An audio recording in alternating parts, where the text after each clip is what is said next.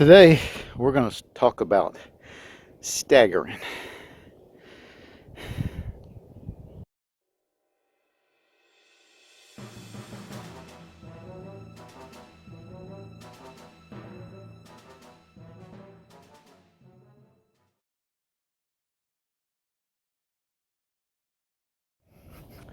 Well, it is the morning after Helene for Florida, and yes, we were outside.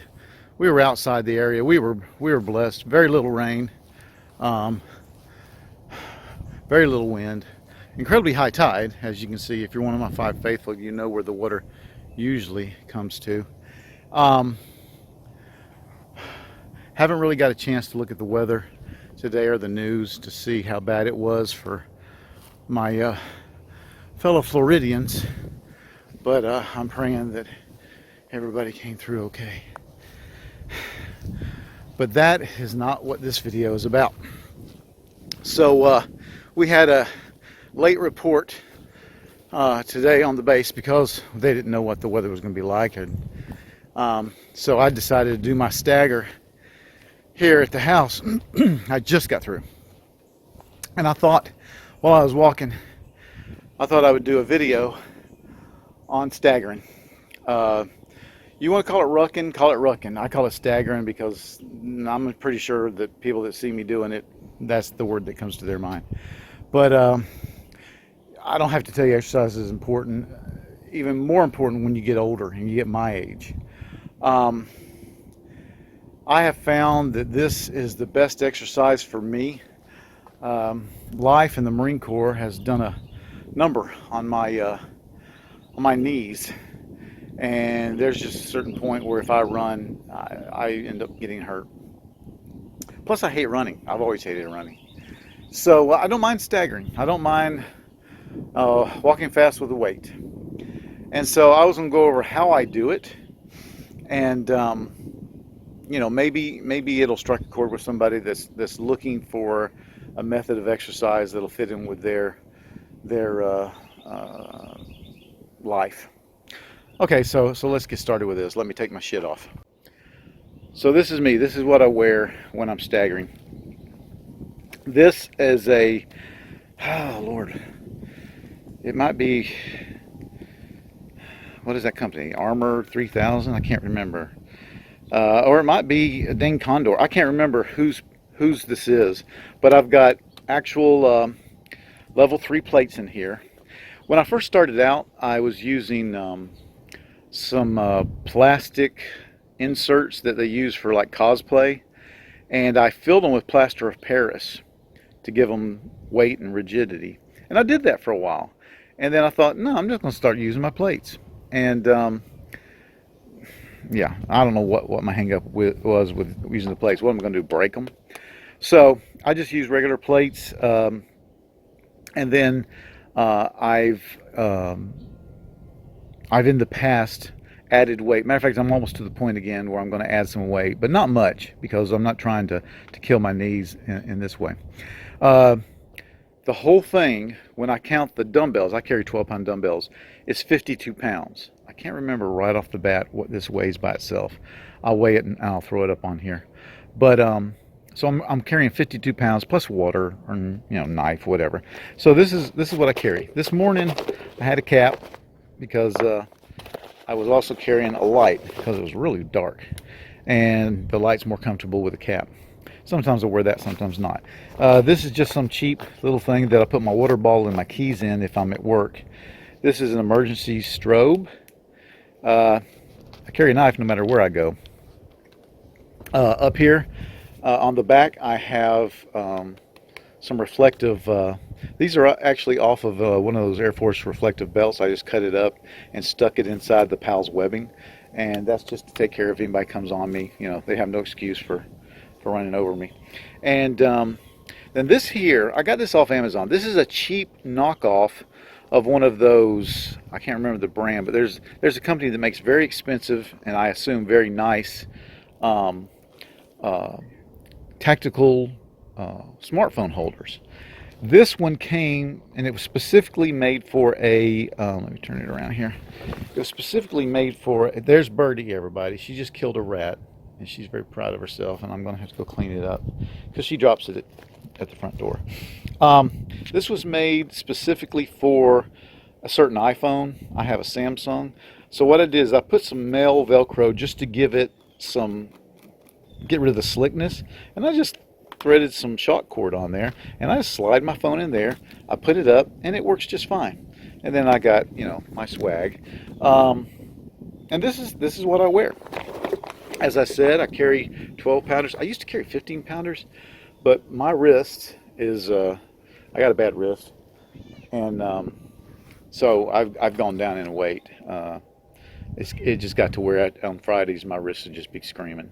And then I wear these weightlifting gloves predominantly because of my wrist, and because, like I said, the padding helps a little bit, because even with a good hand, it gets kind of old carrying those things.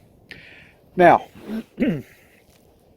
if I was advising someone starting out, I would advise to either start out just going without the belt or the armor plates, and just take some weights, whatever's comfortable with you. And if you didn't want to do that, you want to go ahead and do the weights, you can do. Now, if you don't want to look all tactical or spend the money on the plates, different companies, Academy, probably Walmart, sells a weight vest for exercise, and it's basically this vest with a bunch of little pockets. And I think you have to buy the weights separate, but basically they sell these little, I think they're little lead shot bags, kind of like what you see if you scuba dive. And that's probably about as pricey as this is. Are you coming up here? Yeah, I thought you were. Everybody, Birdie wants to say hi. She's a good cat. So anyway, this is my setup, and this is what I do. Basically, partly for the exercise and partly just to give my hands a rest, I will do curls while I walk, or I will do dumbbell lifts, and I do them alternatingly, and I have a setup number that I do and how many sets and how many reps, and that's all, tailor that to yourself. But like I said, I put my keys in the bottom of this. I put my water right there. Very often, halfway through, I will stop somewhere, drink some water, wipe the sweat. I also document, both with the app on my phone and on my Garmin, excuse me, on my Garmin watch. So when I get home, and I love the Garmin because you get home, you plug it into your computer, and you just got a record of everything you've done. And it's really, sometimes if you're thinking, you know, oh man, I don't want to go, I actually feel guilty because I know there'll be a gap in my Garmin record if I don't go PT. So anyway, that's what I do. And if you are looking for a different workout, or if you're looking to get back into working out, and maybe you're old like me, I'm 63. This is a great way to stay in shape, and I think it's a realistic way to stay in shape. I know I can go 3 or 4 miles with 52 pounds on me, no problem. And that's a nice thing to know, because being able to move and move with the weight and to move fast, they're important. And in an emergency situation, they are even more important. So real quick, and any questions you got, please put them in the comments. But somebody might ask, why don't I just wear a backpack? You could do that, but here's what I found. Number one, a backpack puts all the weight on your back and nothing on the front, and I don't think that is near as comfortable as this. This distributes the weight equally. As a matter of fact, if I decide to add some more weight, I will put a pouch here, and I will put a small pouch there, and I will equalize the weight as much as possible so that it feels right, and the weight is distributed front and back equally. Nothing wrong with doing a ruck. And technically a ruck would be a backpack. They have these rucks on base. I don't go to very many of them. There's even ruck organizations. You know, Go Ruck is a big thing. You can look them up if you're interested in that stuff, and they make weights just for the backpacks and stuff like that. And that's neat stuff. It's good for you, but I like having the weight balanced. Downside, you look kind of freaky. Luckily, I do it on base mostly, so no one questions it. It looks normal. There's more people doing it. Every now and then I pass somebody doing the same thing. Out in the world, yeah, you might want to go with that weight that vest that's more, I don't know, more civilianized looking. I don't know. People can be funny. Here's a cute little story, and then I'll cut this off. So the other day I was at home also, and I think I was teleworking. So I go out, right after dawn to do my stagger, and I'm going along the road, and two cyclists pass me. And you know what I mean by cyclists. I mean the guys on the fast bikes with the Lycra outfits and the helmets and everything. And they go lickety split past me. And one turns to the other after they pass. And I don't know that he meant for me to hear, but it's just so quiet out there. There's no traffic. He said, "That guy's getting ready for the Civil War." And I wish I had the presence of mind and the quick wit to respond. I wish I'd have responded, "No, I'm just preparing for the fall," or something like that. But I didn't. Instead, I just laughed really, really loud so that they could hear me, so that they know I heard them and I thought it was funny. And they both laughed back, and it was funny. Um, I enjoyed that. I chuckled about that all the way home. But anyway, I'll close with that. This is what I do.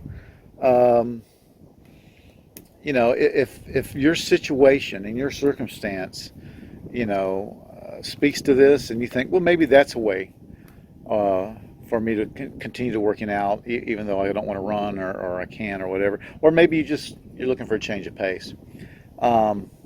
This is my idea of rucking.